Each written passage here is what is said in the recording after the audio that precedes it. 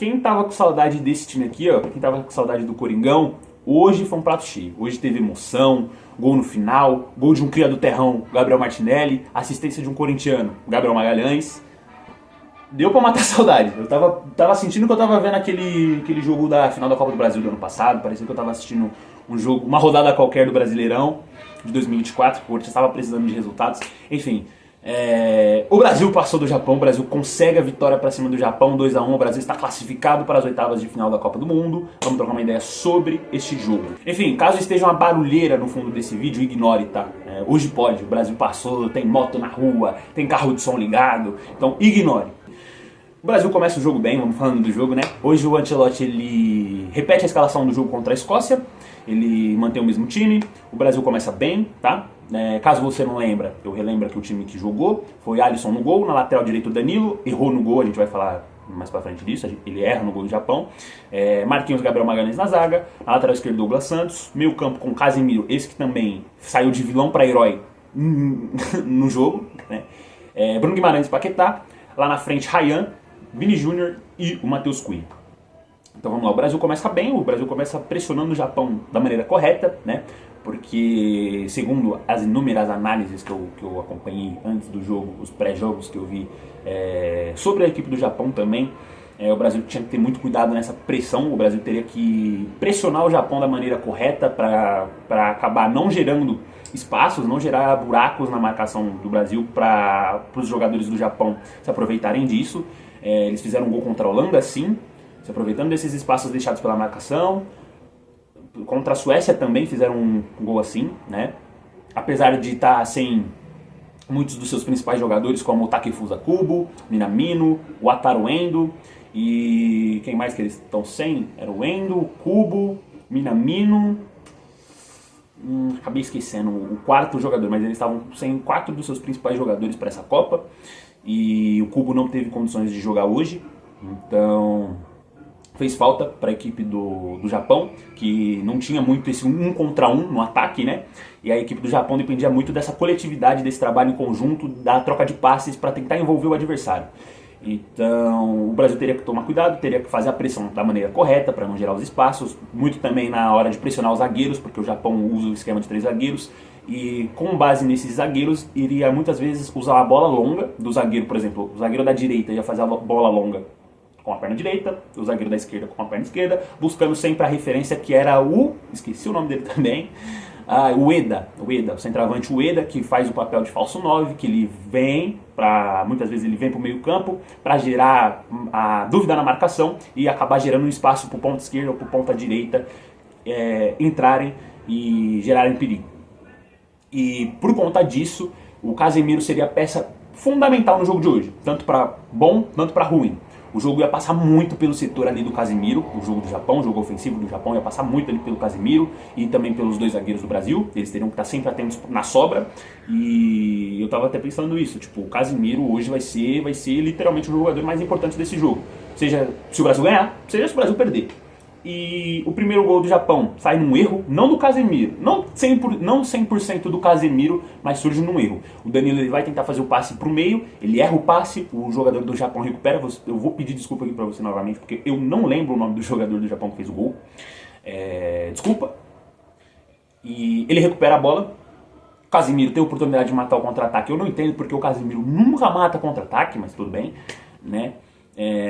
Na hora que o jogador do Japão foi carregando em direção ao gol, eu tive minhas lembranças de guerra, meus flashbacks de guerra, e pensei, meu Deus do céu, vai acontecer de novo. Não mataram o contra-ataque contra a Bélgica, não mataram o contra-ataque contra a Croácia, e agora não mataram o contra-ataque novamente. Na hora que o Casemiro tenta fazer alguma coisa, o jogador do Japão já chuta no canto do Alisson, 1-0 Japão. Eu pensei, caralho, mano, de novo, né? De novo vai ser assim. Com um contra-ataque, num erro ocasional do Brasil, e a gente vai ser eliminado dessa maneira. E eu não vou culpar o Alisson, tá? Não achei culpa do Alisson. O chute do jogador do Japão foi muito bom, foi no canto. Acho que poucos goleiros pegariam, tá? Eu vou defender o Alisson. Eu ainda não soltei a mão do Alisson nessa Copa. Pra mim ele tá fazendo uma boa Copa, tá? Apesar de ele ter me gerado um medo no decorrer da partida, algumas vezes quando ele tava com a bola no pé, quando ele foi tentar dar um chutão e a bola foi pro jogador do Japão. Quando teve um lance no final do jogo que ele vai tentar encaixar, ele acaba batendo roupa, mas ele consegue se recuperar.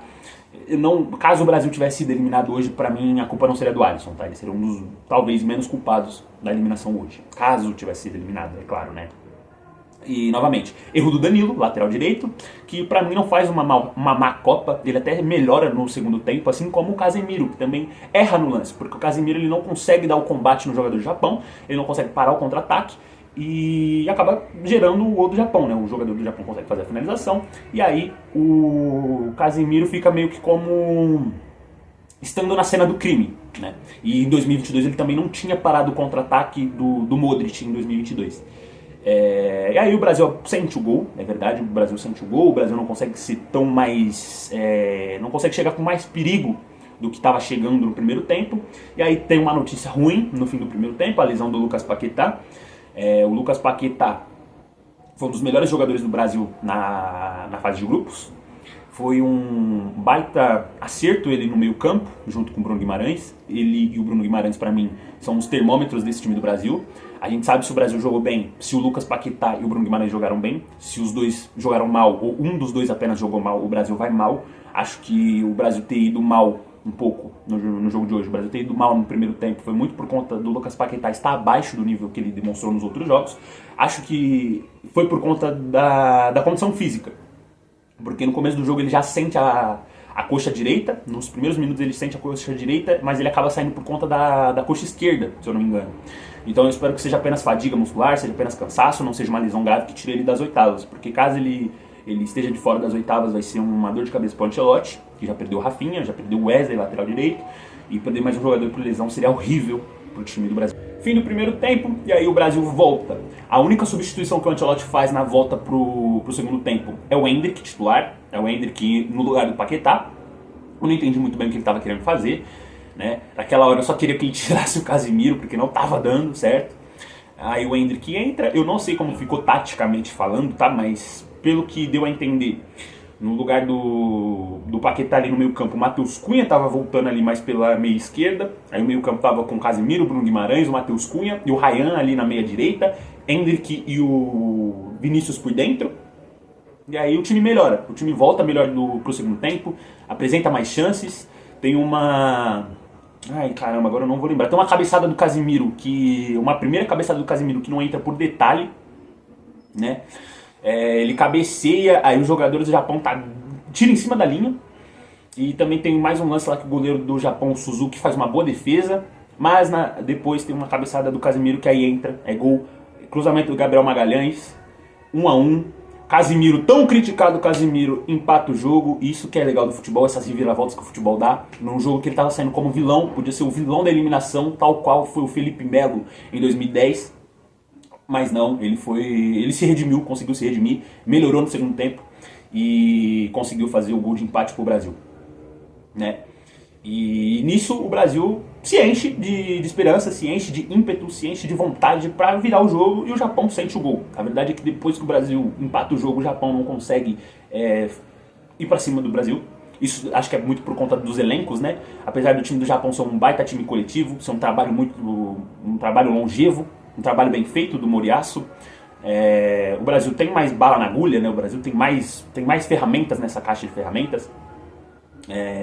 E tem um elenco mais completo do que o time do Japão. E por conta das substituições o Brasil melhora.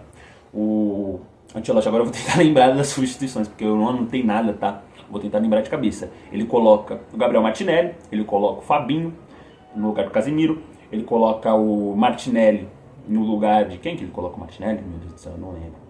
Ele põe o Martinelli no lugar do Matheus Cunha, ele põe o Fabinho no lugar do Casemiro, mas isso acho que mais pro final do jogo.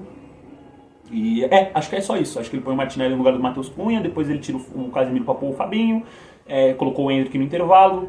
Acho que foram todas as substituições que o Ancelotti fez. Enfim, a entrada do Martinelli é boa. O Martinelli não entra como um ponta, ele não entra como um ponta esquerda ou ponta direita. Eu tava pensando durante o primeiro tempo, o Brasil precisa de um ponta para poder abrir essa defesa do Japão.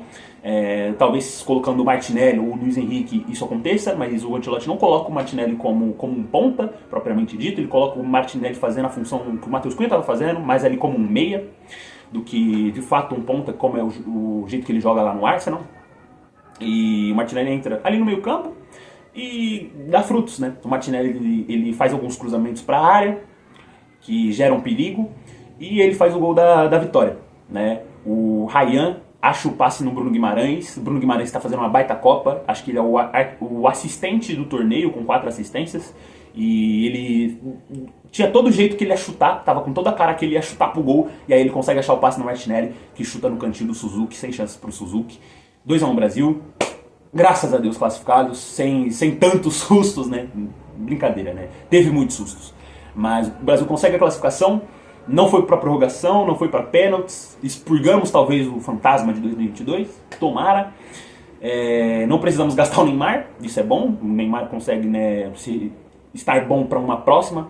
Durante o jogo eu estava até pensando nisso. Eu acho que o Ancelotti está segurando o Neymar para uma possível prorrogação e para os pênaltis, para não ter que pôr o Neymar nessa fogueira toda. Mas nem precisamos gastar o Neymar, né? Já que jogamos com o Japão, não precisamos gastar o chakra do Neymar. E é isso, o Brasil classificado. Se eu não me engano, o Brasil joga agora domingo, às oitavas, contra ou Costa do Marfim ou Noruega, que jogam amanhã, dia 30, às 2 da tarde aqui do Brasil. E vai ser difícil também, tá? Não esperem jogo fácil. A Noruega é um bom time, pelo que deu pra ver na fase de grupos, a Noruega é um time bom. Tem o Haaland, tem o Nusa, ponta do Leipzig, se eu não me engano, ele é do Leipzig. Eu sempre confundo o Leipzig e o Salzburg, mas eu acho que ele é do Leipzig. Tem o Odegaard, do Arsenal. E é um bom time, cara. Tem um bom time a Noruega. A Costa do Marfim também tem um time bem ajeitado. É um time organizado. Deu trabalho para a Alemanha na fase de grupos, tá? Vai ser difícil também, vai ser pedreira, não vai ser fácil, não vai ter jogo fácil nessa Copa do Mundo. Só para a Argentina, né? E a equipe da Costa do Marfim tem o Diomande, né? O Diomande, ponta esquerda, se eu não me engano, acho que ele joga nas duas, que também é do Leipzig. Tem o Fofana, tem o Kessié, que jogou no Milan, no Barcelona e agora tá na Arábia. Tem quem mais? Tem tem o Haller, Sebastian Haller, jogou no Dortmund há uns tempos atrás. Mas enfim, quem quer ser campeão não pode escolher adversário. Esse foi o vídeo, espero que você tenha gostado. Se eu esqueci de alguma coisa, comenta aí embaixo, deixa o like, segue a gente no Instagram e até o próximo vídeo. Não esqueça de se inscrever. É nóis!